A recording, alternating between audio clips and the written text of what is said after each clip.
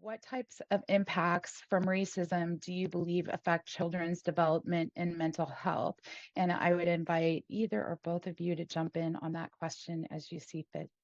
So I think for me, the impact is indirect and direct on a child's sense of worth and sense of self and confidence. And then there are real impacts that I'm really focused on today, which are economic. If you don't value yourself, if you don't know your worth, you don't know how to negotiate for what you're worth when it comes to, negotiating salaries, not to mention the very real economic impact that discrimination and racism can have on communities just because they're not having access to the proper resources. Anybody who is in an out group and is forced to spend time in a dominant culture where they're continuously getting signals that you don't belong, you're not one of us, it activates the stress response in ways that literally sensitize those systems.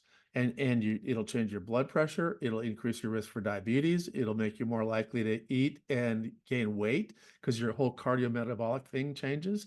And it'll make it harder for you to concentrate and focus in a classroom of other people sending you signals that you don't belong.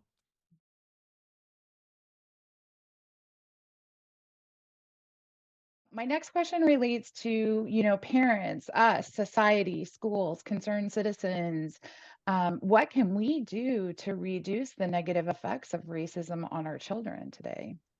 To spread the word is helpful, educating parents and other family members, even if you don't have biological children. I think we all need to know the very real impacts, and realizing also that we don't have to parent in these isolated pods. I think I left Louisiana where I had a million cousins and all the neighbors. We knew all of the neighbors and they were always watching out for us, and moved to Los Angeles. And I have a son who's about to be 17 in 2 weeks, and he doesn't have that privilege of having, the familiar faces that you're talking about, the cousins. And so sometimes you can feel isolated, especially in the big cities that you're not necessarily from, but realizing that we don't have to parent in these silos is very important. That's what I love about my work at LA Parent Magazine, the fact that we're able to reach out to parents across this huge county and try to partner with them, educate them, but also learn from them by sharing their stories. Parenting needs community access to resources and lots of encouragement, because none of us have all of the answers. If you're lucky enough to have diversity in your brain, you will be less vulnerable to othering. People will try to other you, there's no doubt about it, but you will be less vulnerable to it. And I think that's a big part of what we can do. And Cassandra was talking exactly about it. Listen, if you live in a community like LA, the incredible cultural diversity it's astounding. And if you give your children opportunities to engage in that and be part of that and understand and celebrate that, that's one of the major steps I think we have to take. And I have to say, one of the most heartbreaking things about the last decade is the polarization that's been taking place in so many of our arenas, where it feels, instead of being more capable of celebrating diversity, we're more fearful of diversity. And hopefully it's a trend we can reverse.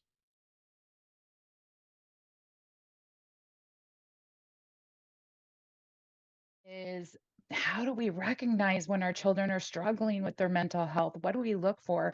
I know my own experience. I've raised several kids, and my youngest is 19, and she struggled quite a bit because she was in school during COVID, but she was very quiet about it. We didn't really know until we knew. I think noticing any change in their behavior. So if they're normally quiet and they're all of a sudden not, or, getting into different things. So I really note, and I do this as a parent too, noticing any sort of change in behavior, in eating habits. When my son is in his room too long, we go in there. Um, change in friendships. I do ask about friends. He's changed schools a couple of times, but I like that he stays in contact with friends from other schools. So if I notice any sort of change in, if I haven't heard a certain kid's name in a while, I'll ask. Um, so just constantly checking in with our kids, no matter how old they are. Cassandra mentioned this, and I think this is so important. In our modern world, we have these, we've created this nuclear family model that's really not the way human beings are meant to be to grow up. Human beings are meant to grow up like you were talking about Louisiana, where they were like aunties and cousins and many other people around that were aware of you, who could redirect you, who you could model your behavior after. And that distributes kind of the caregiving burden, but it also provides this rich wealth of opportunity for the developing child.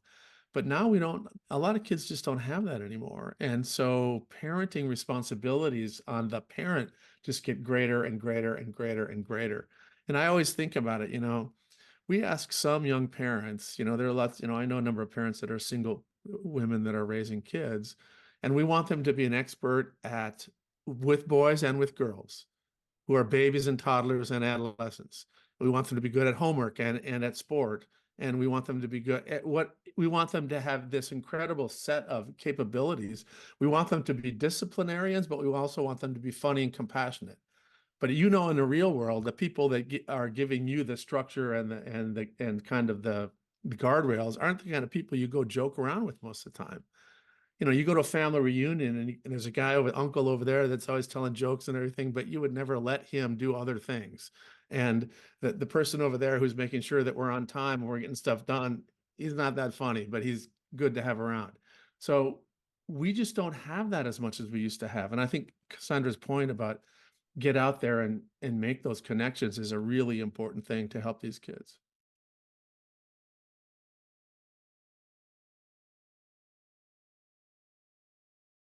I do have a question for both of you inquiring about potentially positive impact. Is there something online or available that could support students that are having or children that are having mental health issues? Looking for the social media accounts that you can relate to that don't make you feel like you have to compare yourself and that you're not high, or grand enough. But places that feel welcoming to you, that feel realistic, and sometimes just funny. Watching some funny cat, dog, and kid videos sometimes gives me that little boost of mental health that I need. So I don't think we need to throw the baby out with the bathwater, because there's still really positive parenting magazines and parenting blogs, and some really real parenting influencers who are doing good work. We have to learn sort of social media discipline. And as we do that, I think that we'll be able to take advantage of many of the benefits more than the downside. That I have to say, we do a ton of work using distance communication and social media tools. And in many ways, we've seen community created using some of these models that are by and large pretty healthy. Now they have some, there's a downside, and the nature of the relationship isn't as complete and multidimensional. But for a lot of people who are isolated, for us working with people up in Alaska there's not a human being within 100 square miles, it's a way for them to have a conversation, to see a smiling face, to learn a little bit about some topic. And I think, to Cassandra's point, you can build community and convey really good information very effectively and in a very inexpensive way with social media.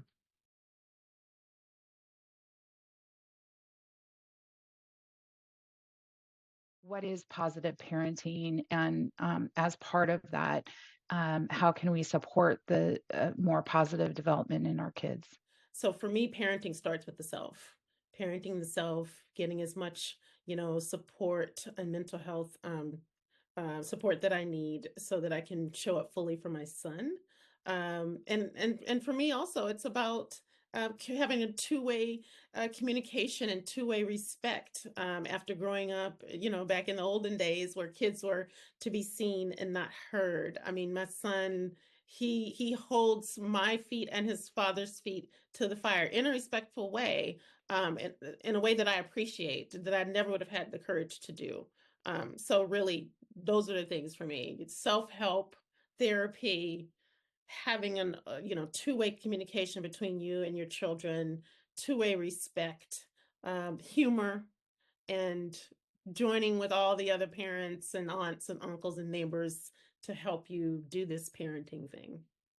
To help promote the positive development of children, we have to support, sustain, provide respite and all the resources that parents need, but that's not enough. We need to provide economic stability in the neighborhoods. We need to provide opportunities where there isn't othering and marginalizing of individuals because of their religious beliefs or the color of their skin or whatever. And unfortunately, that's not the situation right now. We have a tremendous amount of contextual fragmentation that contributes to the negative impacts that will undermine the ability of our parents to provide optimal environments for our kids. And I think that that's part of what's really important in the ongoing dialogue about this. And again, I mean, I think what Cassandra said about the parenting part of this is all spot on.